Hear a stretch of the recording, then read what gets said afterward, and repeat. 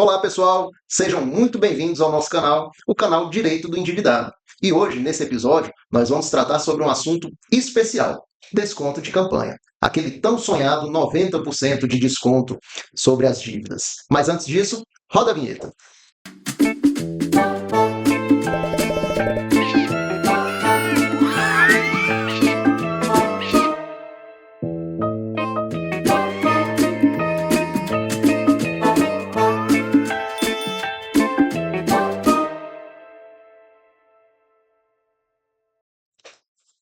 Para vocês que chegaram agora no canal, as minhas perguntas elas sempre são direcionadas a uma pessoa que eu julgo ser uma das maiores autoridades em dívidas no Brasil. É um cara muito estudioso, foi bancário há muito tempo, é advogado, possui mais de 1.000 processos protocolados contra bancos. Daí vocês já entendem, né? Muitas sentenças, muitas decisões favoráveis nos processos. É ele, doutor Luiz. Doutor, duas perguntas para você hoje. Esse desconto de campanha, ele realmente existe? E outra, se existe, existe algum método para acelerar esse desconto? Porque nós temos muitas pessoas endividadas que são bastante ansiosas. Vamos responder, pessoal? Vamos lá. Diga lá. Pessoal, é uma alegria estar com vocês aqui novamente no canal, nesse episódio, que eu penso que tem extrema importância para todo mundo. O país hoje está com quase 80% da população endividada. Então as pessoas têm que se informarem como vão pagar suas dívidas e a melhor maneira de pagar. O desconto de campanha, ele existe e ele funciona. O que muita gente não sabe é que os bancos, eles se beneficiam muito com esse desconto. Na verdade, eles lucram muito dinheiro com esse desconto. As pessoas desconhecem o que acontece nos bastidores. E a segunda pergunta é se tem como acelerar. Exatamente. Há sim alguns métodos, alguns macetes para poder acelerar o desconto de campanha, para que a pessoa possa pagar as suas dívidas com até 90% de desconto sobre o valor principal. Tá. Mas você me falou aí, doutor. Banco se beneficiar com inadimplência. Eu desconheço, eu não entendo. Explica isso direito.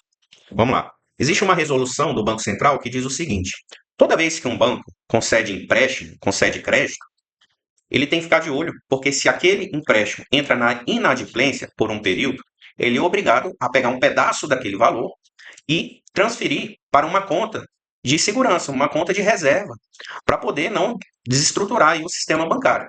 A gente chama de PDD, é o famoso provisionamento do devedor duvidoso. Então, por exemplo, se um banco empresta 100 mil reais e a pessoa que pegou emprestado entra num atraso aí de 30, 60, 90, 150 dias, conforme vai aumentando o período do atraso, mais dinheiro o banco é obrigado a transferir para essa conta de segurança, essa conta de reserva. Esse saldo vai ser provisionado, ou seja, provisionamento do devedor duvidoso.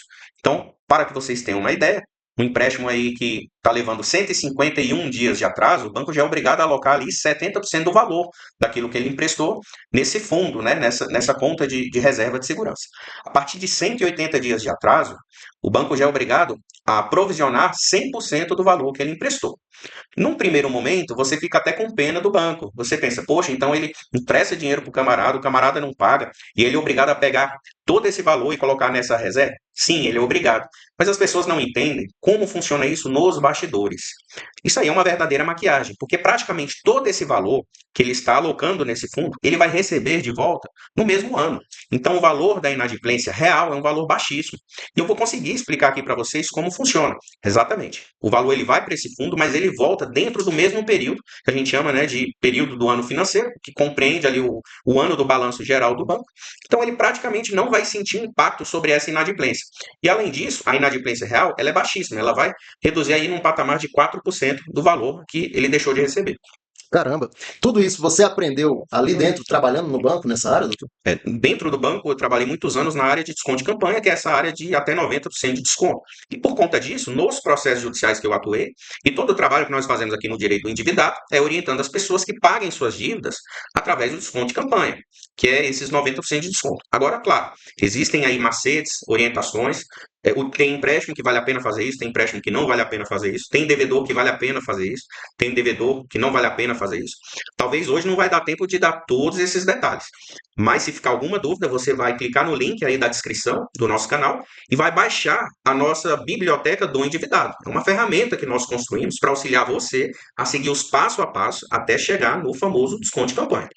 Então aí para você entender um pouco sobre isso aí, gente. Tem muita gente na internet aí instigando, pedindo para que vocês não paguem as contas. Cara, isso tira o sono.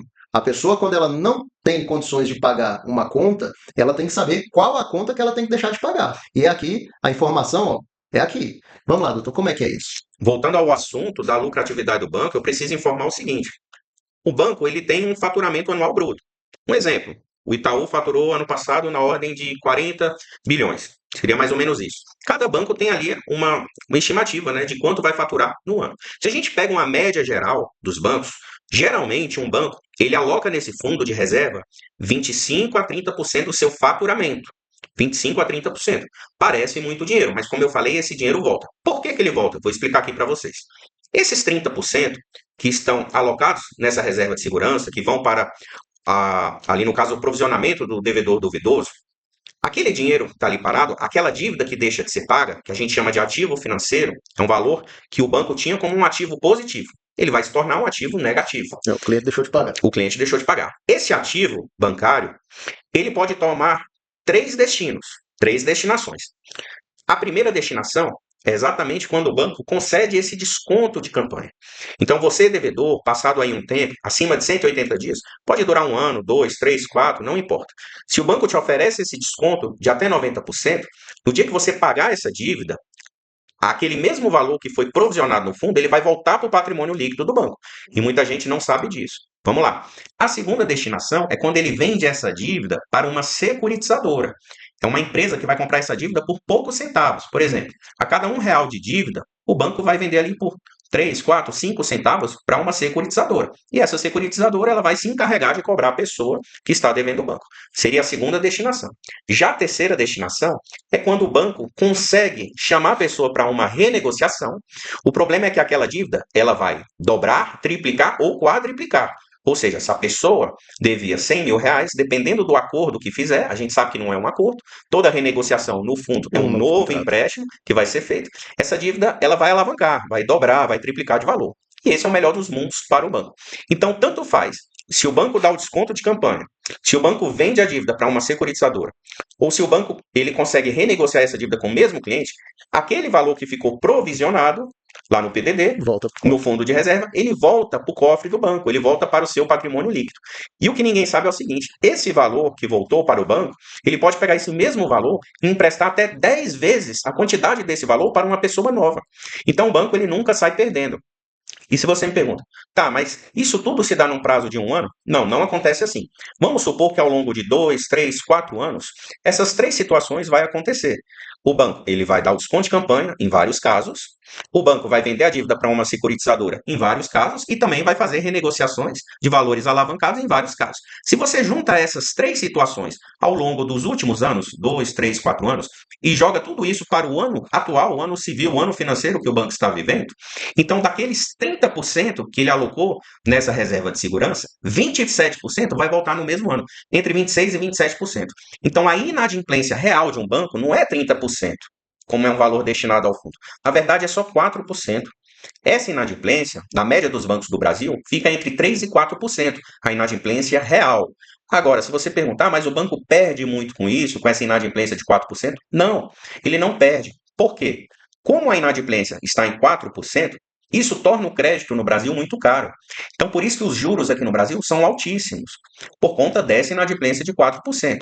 Tendo em vista que os juros aqui é muito caro e muito alto, o banco ele consegue ganhar muito dinheiro no spread bancário, sob a justificativa da inadimplência. Ou seja, o banco ele necessita que boa parte dos seus clientes eles entrem na inadimplência, senão ele nunca vai ganhar e lucrar tanto por conta do tamanho do spread. Essa é uma coisa. O Santander ele ganha X valor lá na Espanha ou na Europa, não importa onde. Aqui no Brasil ele ganha muito mais. E por aí são todos os bancos. Todos os bancos. Os bancos no Brasil ganham muito mais dinheiro do que lá fora, do que nos Estados Unidos, do que na Europa, por conta do spread bancário, por conta dessa inadimplência que existe. Se existe inadimplência, justifica o spread. Se o spread é alto, o lucro é muito maior.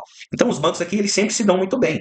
E para que esse mecanismo continue funcionando dessa forma e não haja nenhuma mudança, o banco necessita que você deva.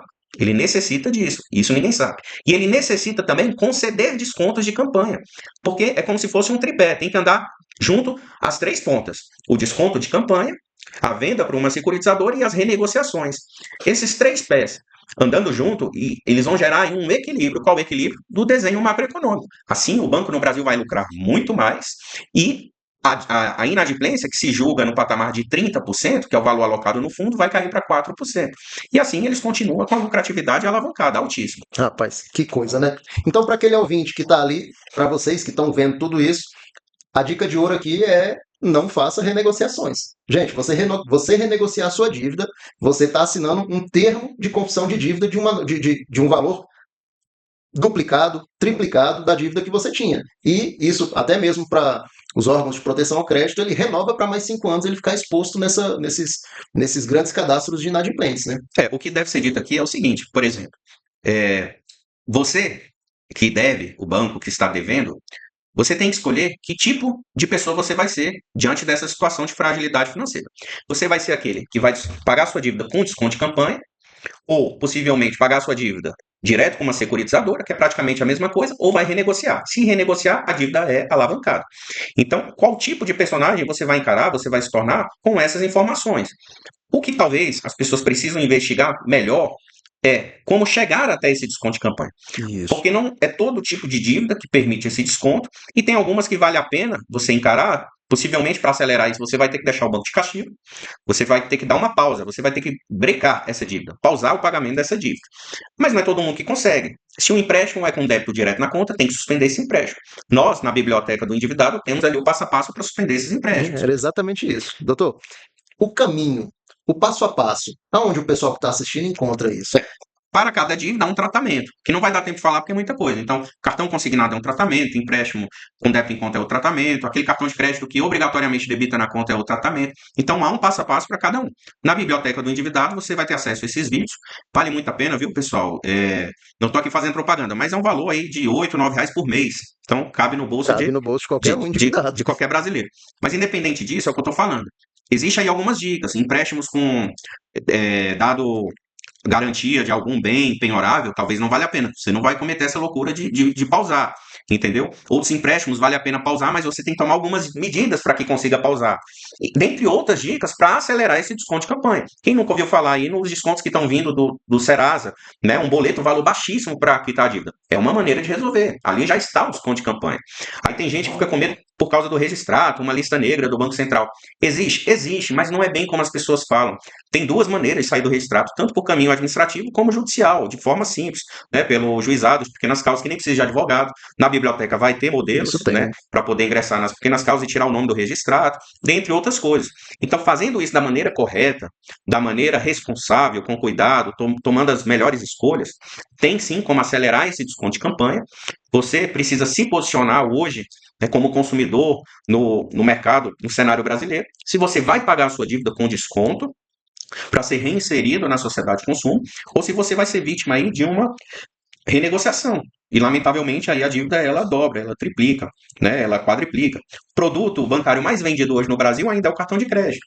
A inadimplência do cartão de crédito, vocês não vão acreditar, ela fica na média de 55%. Tem sentido um banco ofertar um produto que a inadimplência é de 55%? Vocês já pararam para pensar nisso?